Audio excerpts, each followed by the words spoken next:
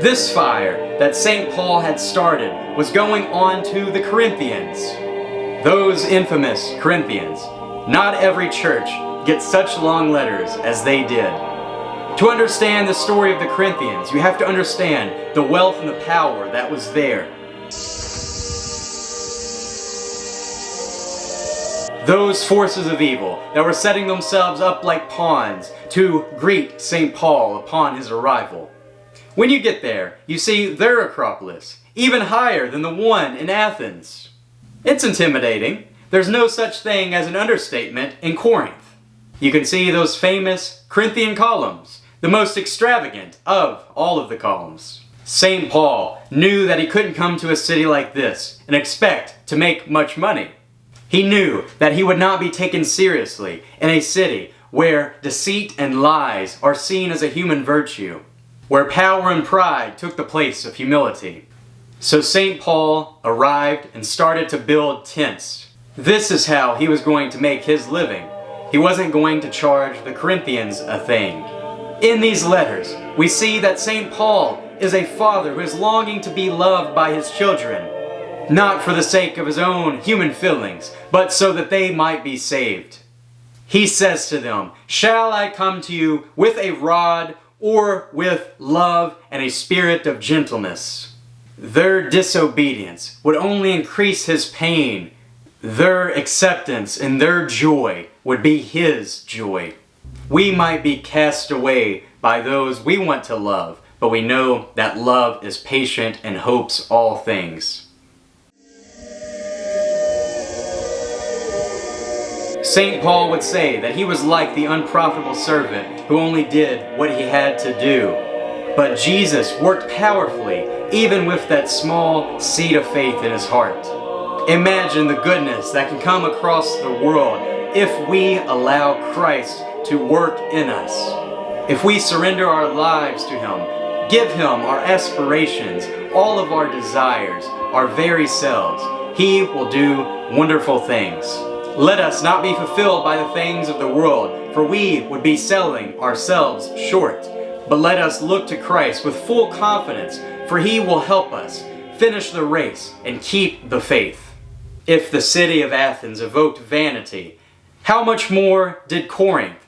Not as many people go to Corinth as they do Athens nowadays. It deteriorated much faster, yet we still have hope in God's goodness, because St. Paul planted a seed there.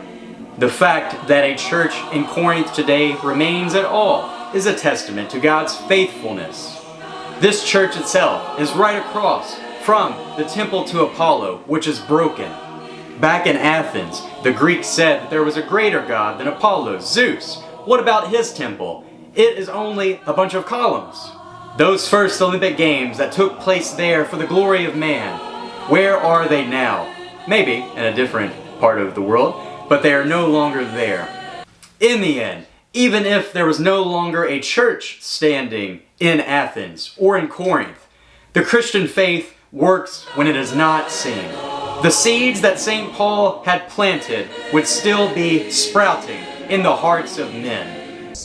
Paul first tried to preach to the Jews in the city, and it was interesting. They had these menorah emblems on almost like a column or something, if I remember, and that proves that the Jews were there. However, they were very reluctant to hear the gospel. Acts says, "And when they opposed themselves and blasphemed, he shook his raiment and said unto them, Your blood be upon your own heads. I am clean. From henceforth I will go unto the Gentiles." So Paul had enough. He was going to go to the Gentiles. And furthermore, he has a dream. In this dream, Jesus says to Paul in the night, "Be not afraid, but speak, and hold not thy peace, for I am with thee, and no man shall set on thee to hurt thee, for I have much people in this city." And we see that this was a vision that Paul needed to hear, because soon after, Actually, he stayed here for a year and 6 months teaching them the Word of God. But there's one very famous incident on the Bema where the Jews are wanting to put Paul in prison and whatnot. But then we have something very interesting that happens. Let me detail this story for us.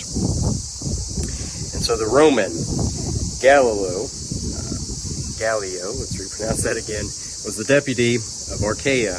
The Jews made insurrection with one accord against Paul and brought him to the judgment seat, saying, "This fellow persuadeth men to worship God contrary to the law." And when Paul was now about to open his mouth, Gallio said unto the Jews, "If it were a matter of wrong or wicked lewdness, or you Jews reason, would that I should bear with you.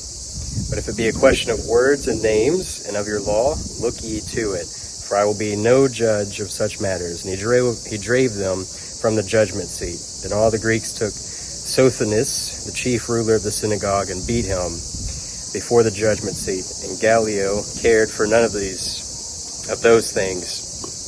And so the Jews must have been angry at this other Jew for taking a side with Paul, as this Roman Gallio did.